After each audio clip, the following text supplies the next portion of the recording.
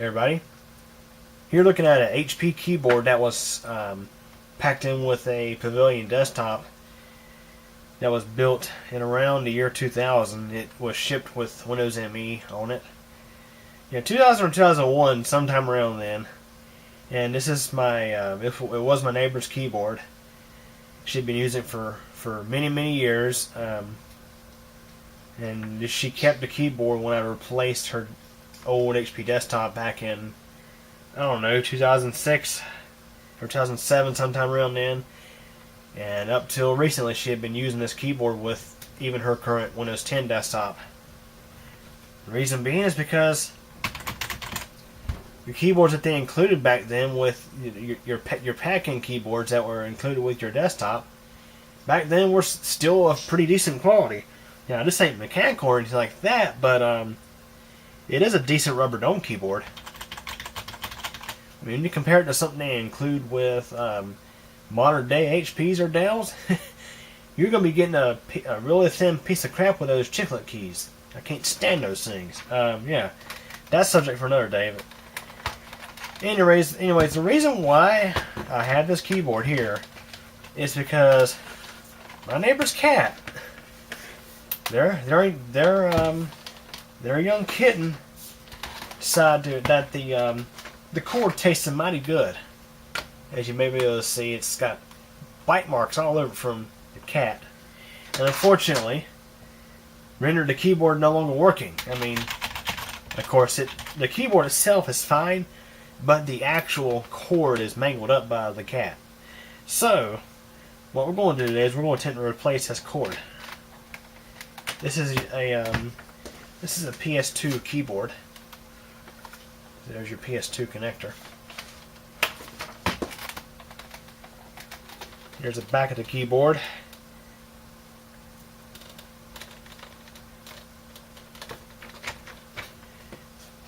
So what I'm going to do is I'm going to sacrifice another PS2 keyboard for its cord. And I made sure I chose a keyboard that was definitely worth sacrificing. That out of the way. This dirty old hump of crap. This was the keyboard I've been using with the Mid-Tower Lux for several years. And of course, because the keyboard it sits on a tray, doesn't get the most attention. Well, it's practically worn slam out. You can see half the letters are worn off the keys, and you can see where I've actually sharpened them back in, but they've worn off since again. While the keys on this thing ain't terrible, it's just it was a pretty cheap end keyboard. I'll definitely say the keyboards that eMachines packed in with their computers in later years, like 2002 through 2007, that time period, were of better quality. This one was packed in with a 2002 eMachine as well, but this is the older one, so I'm going to say more on the lines of 2003 to 2006.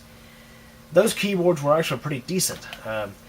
Mid-Tower Lux Black Max on my dad's machine still has an eMachine keyboard that was left over from the eMachines W2888 that they're still using. Yeah, and it's seen a fair share of use. But the letters had not worn off the keys. So we're going to sacrifice this old keyboard for its perfectly good PS2 cable.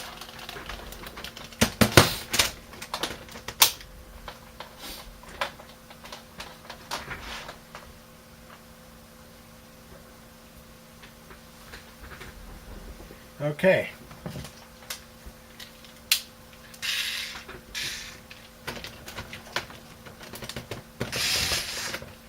Try a different bit.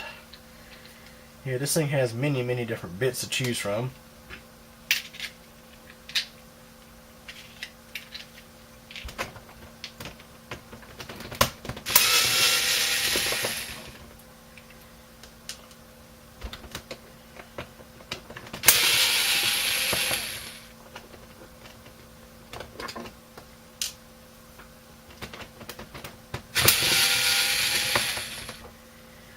And for those of you who are interested in exactly how a rubber dome keyboard works, I'll do a separate video on that.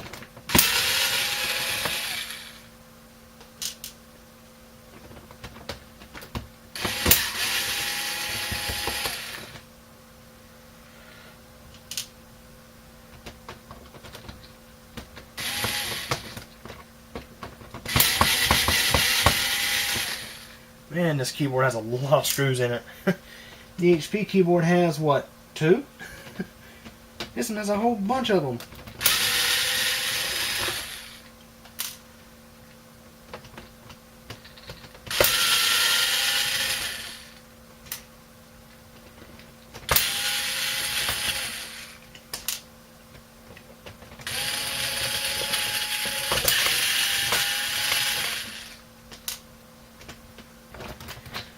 Those are a little deep there.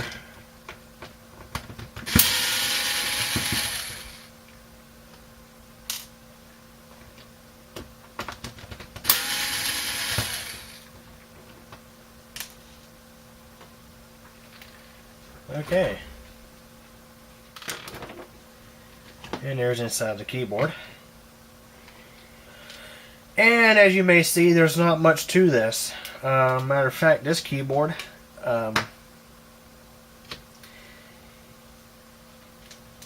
you just have one connector, and that's practically it.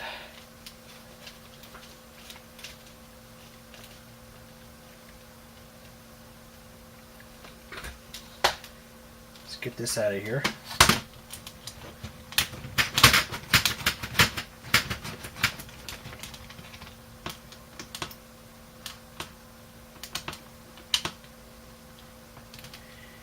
And what's really funny is this looks mighty similar to your typical USB connection, which makes me think that there's not much difference between a PS2 and a USB keyboard.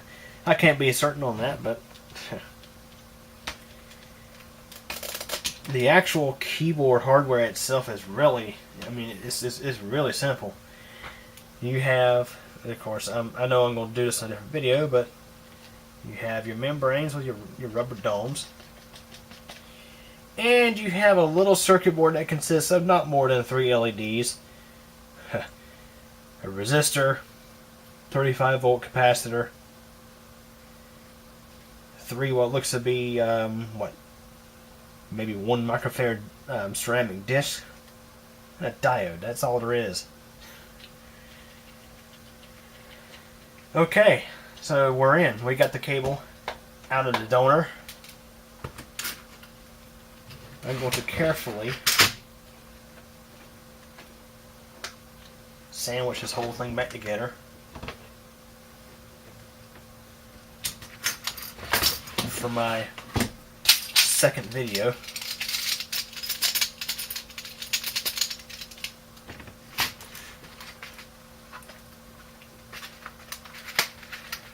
There. Good enough for me.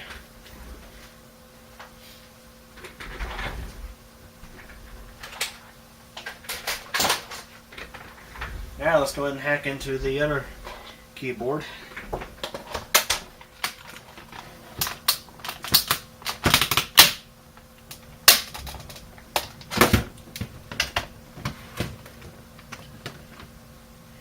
Okay, we're finally in this dang thing. Well, this one, let's see. See, the connectors are the same. They're probably not. No, this one's a bit bigger.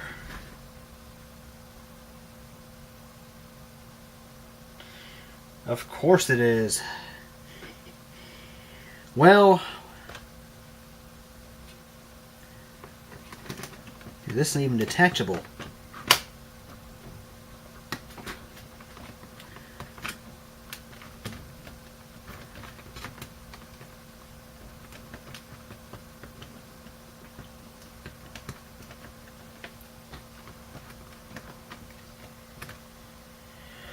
Okay, so I think what we're going to do here is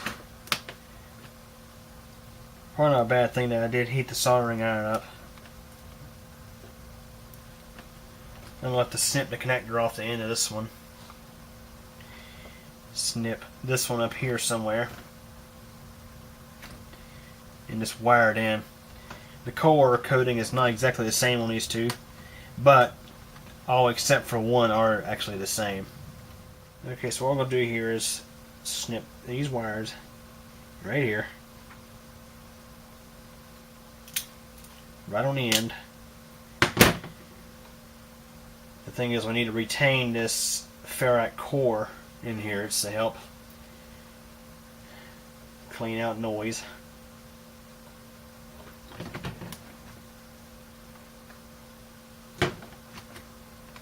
Actually, what I might do here is, since this one has such a long cable, well, I might actually reuse the ferrite core out of this one. Because I don't have a whole lot of cable in this one to work with, so I'm going to have to pull it out of there.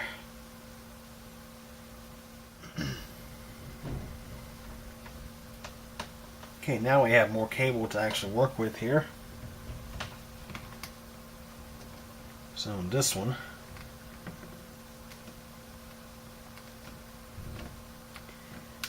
this one actually has an extra cable. And what's interesting is the eMachines PS2 keyboard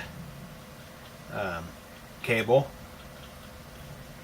has the shielding ground wired in with the yellow ground. This keyboard had the shielding ground separate from the yellow ground. However, I don't see it being too much of an issue to just wire this one in with the yellow here. And we should be able to just convert this right over. So, I'm going to strip the rest of these wires.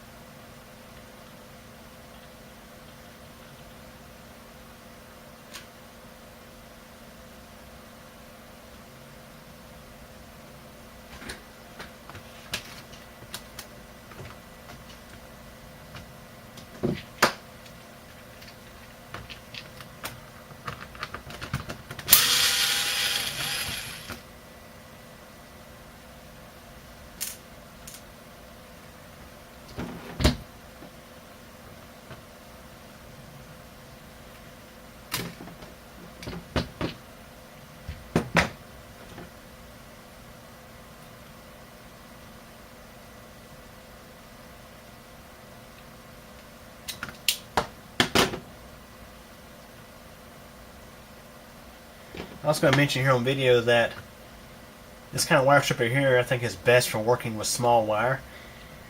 You can find a lot of strippers that look like this, big beefy ones like this. However, these will actually absolutely mangle up small wires. I bought the other one at Walmart and I bought this one on Amazon. So FYI, if you're looking for a decent wire stripper for small wire and moderate size wire, this one here is good, and it also includes a built-in cutter. I don't think I paid too much for this one either. I don't think I even gave $10 for it. I had one similar to it that lasted me several years and it broke, and I was trying to find one just like it or similar to it. It finally did. And we don't need to strip a whole lot of wire off here. What I'm going to do is I'm going to wire these together, tin the wires. And tin the wires with solder. That way we have a good connection.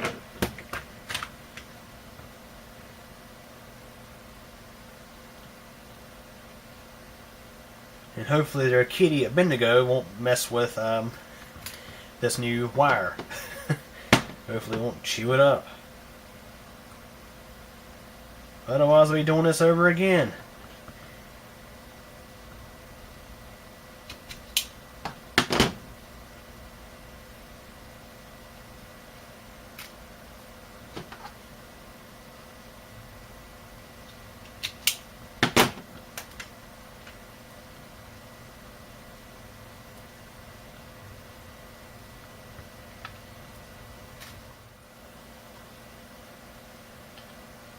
I'm going to install the Ferrite core. You see how I've looped the wire through it. Now I'll go ahead and install the heat shrink tubes on each of the 4 wires.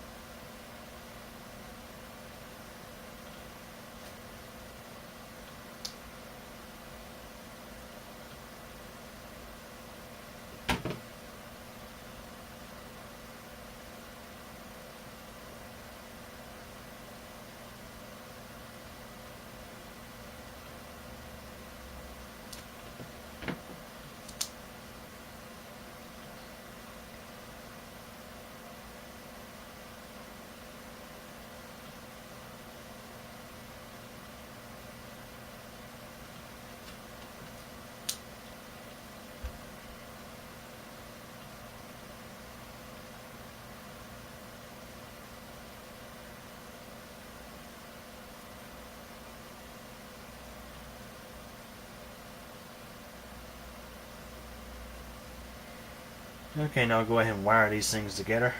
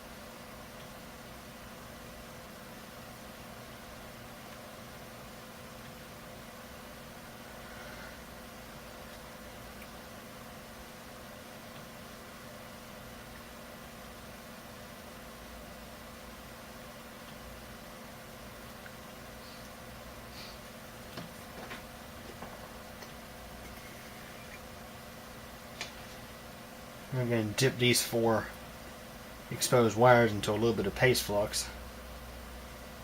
This will help the solder. This will better help the solder stick onto the wire.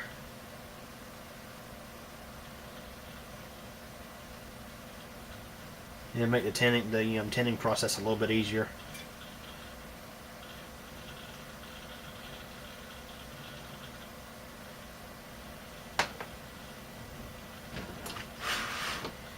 Now I'll go ahead and place some solder on these wires to tin them up.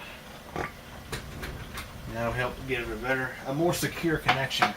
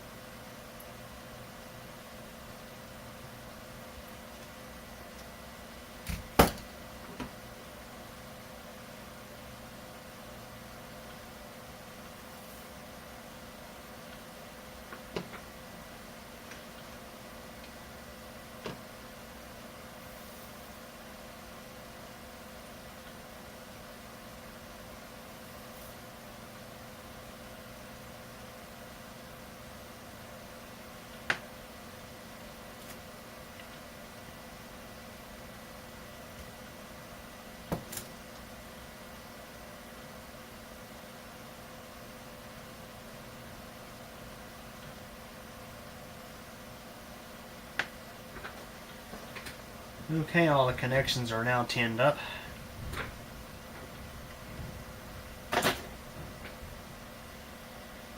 Go ahead and slide the heat shrink over these 4 connections.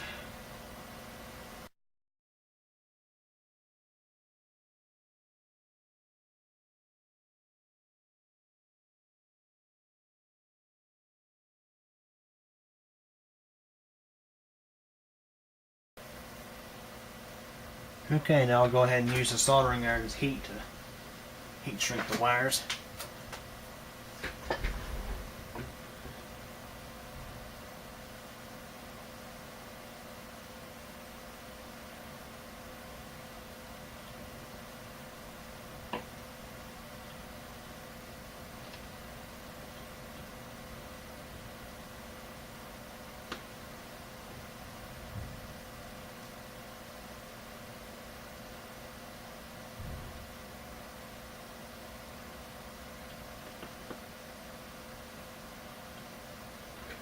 Alrighty. Now we're good to go ahead and reassemble this thing.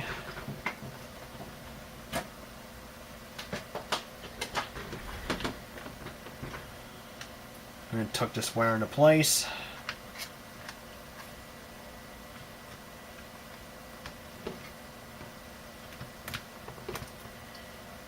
So try to round it sort of like how the original was.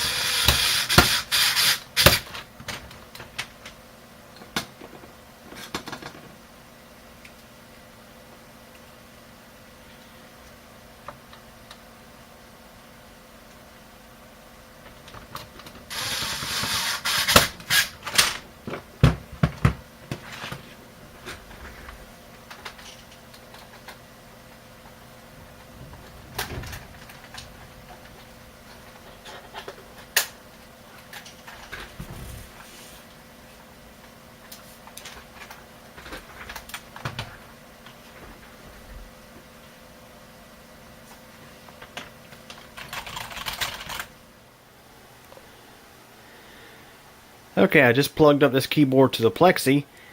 Had to do it way over here so that way the cable would reach my KVM switch, but it's going to open a notepad document.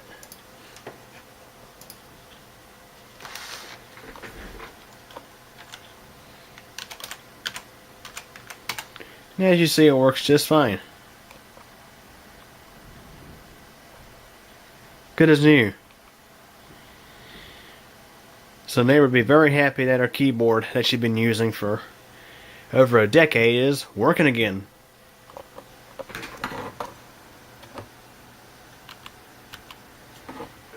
So anyways, that is replacing the PS2 cord on an older keyboard. When your cat chews up your keyboard's cable, if you love that keyboard so much, it can be fixed. So anyways, I hope you guys enjoyed this video. Thanks for watching. Well guys, that's it for this one. But it doesn't have to be. There's plenty more videos on the channel to check out. Also, if you liked the video, please click the like button. And if you absolutely hated it, there is the alternative button as well. But yeah, please subscribe to the channel. I definitely appreciate it. And remember to click the bell so that we get notified of all updates. Also, if you're interested in things aside from computers and technology, check out my second channel. It's CubeComp MTDX. Over there you'll find videos about weather, elevators, bicycling, and pretty much whatever else I figure out to upload. So yeah, anyways, hope you guys enjoyed this video. and thank you for your support.